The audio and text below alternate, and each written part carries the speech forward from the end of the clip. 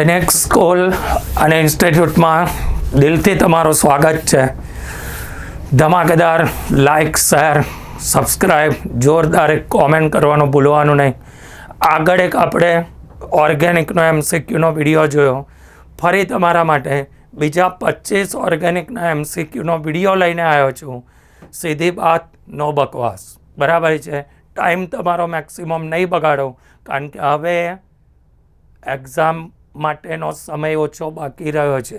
બરાબર, એટલે વાંચવાનું, બીજી કોઈ માથાકૂટ કરવાની નહીં. ચાલો, તો સૌથી પહેલાં ખાલી જગ્યા સંયોજનની કેન્દ્ર અનુરાગી વિસ્થાપન પ્રક્રિયા. 1 મિનિટ, પહેલા નંબરના પ્રશ્નથી જોઈએ.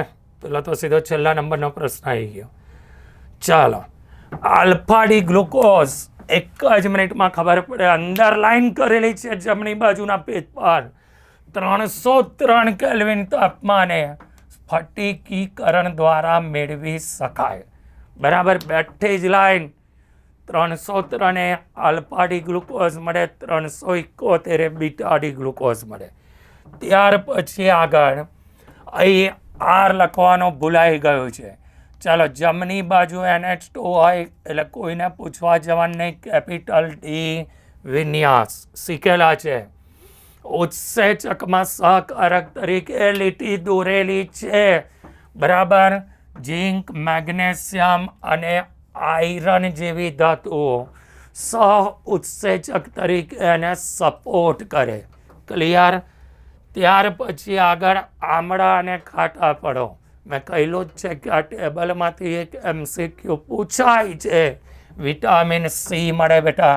ખાટું ખાટું લાગે એટલે વિટામિન સી મળે ને મળે જ.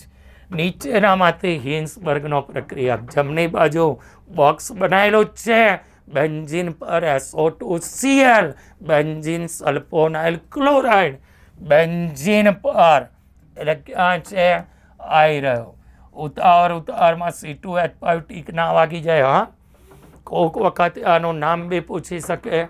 બેન્ઝીન સલ્ફોનાઇલ ક્લોરાઇડ પ્રાથમિકમાંથી દ્વિતીયક બનાવે, દ્વિતીયક એમાઇનમાંથી તૃતીયક બનાવે. તૃતીયકની હિન્સબર્ગ સાથે પ્રક્રિયા થતી નથી. ક્લિયર બેટા? ચલો, એમાં જ આગળ જવા દઈએ. ડાયએઝોટાઇઝેશન પ્રક્રિયા માટે NH2 હોવો જોઈએ, ફ્રી હોવો જોઈએ. તો પહેલામાં લખ્યું છે મેટાનાઇટ્રોએનિલિન.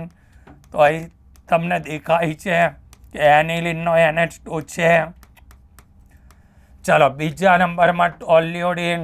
કદાચ કોઈને યાદ ના હોય ને તો બોક્સ બનાવ્યું છે. ક્યાં ખબર તમને? ટેબલની અંદર. આમાં તો બોલે જ છે એમિનો બેન્ઝીન, બેન્ઝાઇલ એમાઇન, જેને કહેવાય ફિનાઇલ મિથેનેમાઇન, જેમાં તમારો NH2 છે ને બેન્ઝીન રિંગ સાથે જોડાયેલો નથી, માટે ડાયએઝોટાઇઝેશન પ્રક્રિયા આપી શકે નહીં. ક્લિયર બેટા? લા કોન્સેપ્ટ ક્લિયર કરવાના. ચાલો, બેન્ઝીનેમાઇન, ક્લોરોફોર્મ, KOH, 3 તીગડી, કામ बिगड़ी. ફિનાઇલ આઇસોસાયનાઇડ, કાર્બાઇલ એમાઇન કસોટી. ટીકમાર્ક કરેલી લાઈન જ છે. ચલો, આગળ જઈએ. ઓરડાના તાપમાને એનિલિન બ્રોમિન ઝાડ ગોળો કરી દેવાનો. 2,4,6 ટ્રાઇબ્રોમો એનિલિન. બેઉ મેં મોસ્ટ MP કહેલી છે. પહેલી લાઈન મેં Br2CS2 અર્થો અને પેરાબ્રોમોફિનોલનું મિશ્રણ. બીજા નંબરમાં 3Br2 ઝાડ, 2,4,6 ટ્રાઇબ્રોમોફિનોલ. કાં તો એનિલિન છે તો એનિલિન. પછી આગળ એનિલિનનું નાઇટ્રેશન કર્યું તો પેરાવાળું 51%, મેટાવાળું 47%, અર્થોવાળું 2%. યાદ આવ્યું? ટીક મારેલું છે જમણી બાજુના પેજ પર બેટા. ચલો, આગળ જઈએ. એમાઇનની બેઝિકતા શેના આધારે નક્કી થાય? તો જે એસિડ તરફથી પ્રોટોન પ્રાપ્ત કરતો હોય, સરળતાથી ધન આયન બનાવે, એની વૃત્તિ પર. કોન્સેપ્ટ બેઝ છે. વાંચવાનું, દિમાગમાં ઘુસાડવાનું. બહુ સમજવાનો ટ્રાય કરશો ને તો એટલો ટાઈમ જ નથી. ક્લિયર? ચલો, આગળ જોઈને જ ખબર પડી જાય.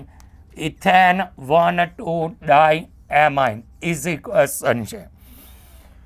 પછી આ તમને 1 મિનિટમાં આઈડિયા આવવો જોઈએ. યાદ કરો KMnO4 મેં જ બોક્સ મરાયેલું છે કે ટોલ્યુઇન હોય તો બી બની શકે, ઇથાઇલ બેન્ઝીન હોય તો બી બની શકે, એસિટોપિનોન હોય તો બી બની શકે. પહેલાં ઓકે વાળું બને અને પછી આગળ COOH જળ વિભાજનથી બની જાય. તો અહીં તમને દેખાય છે ક્યાં ગયો, આવી રહ્યો. આ બી તમારો આન્સર આવી શકે અને આ બી તમારો આન્સર આવી શકે. બંને આન્સર પોસિબલ છે. અહીં લખ્યું છે X અને Y અનુક્રમે કયા નથી પૂછ્યું છે. ચલો, નથી માટે આવી રહ્યું તમારું C6H5COCH3 અને નથી પૂછ્યું છે ને તો આવી રહ્યું CHO વાળું ના આવે. ધ્યાનથી જોજો બેટા, નથી પૂછ્યું છે બરાબર. એટલે ઓકે ઓકે ઓકે બને અને પછી તમારું COOH બને. ધ્યાનથી વાંચવાનું. હા ભાઈ, चलो आ तो फिर आई बहार कल फूल लेके रात को. સીધે સીધો ક્રમ જ છે. આ બી મેં ટીક મરાયેલો છે. 12મા ચેપ્ટરની અંદર જમણી બાજુ ક્રમ આપેલો છે બરાબર છે. સીધે સીધો फिर आई बहार कल फूल लेके नाइट रो रात को. भाई बेटा रात को. चलो आगे जाते. કાર્બોનિલનો કાર્બન એસિડિક સ્વભાવ. તમને ખબર જ છે ઓક્સિજન માઇનસ પર પ્લસ ચાર્જ આવશે. કયો સ્વભાવ? એસિડિક સ્વભાવ. નીચેનામાંથી કયું પરિવર્તન ક્લેમેન્સન અને વુલ્ફ કિસ્નર બી મેં કહ્યું હતું કે મને MCQમાં બી કામ લાગી શકે. ZnHCl કાર્બોનિલમાંથી મિથિલીનમાં રૂપાંતરણ કરે. તો આમાં મારા ધ્યાનથી જુઓ, બેન્ઝાઇલડિહાઇડનો બેન્ઝાઇલ આલ્કોહોલ, આ બી આન્સર સાચો છે. સાયક્લોહેક્ઝેનોનમાંથી હેન, આ બી સાચું છે.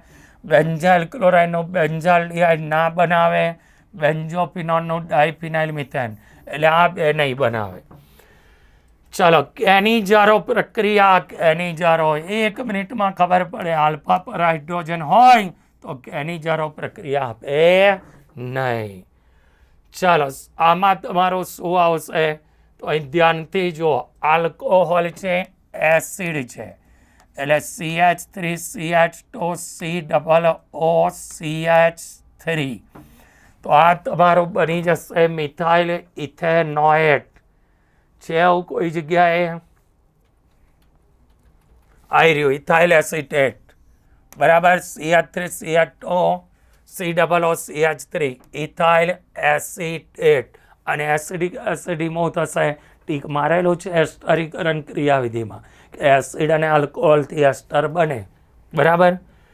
ચાલો, પછી આલ્ડીહાઇડનું રિડક્શન કરો તો પ્રાથમિક આલ્કોહોલ મારેલું છે બેટા ડાબી બાજુના પેજ પર.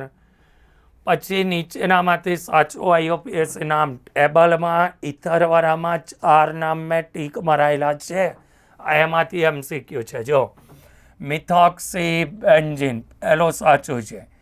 ફિનોક્સી મિથેન બીજું ખોટું છે. પહેલો સાચું, બીજું ખોટું.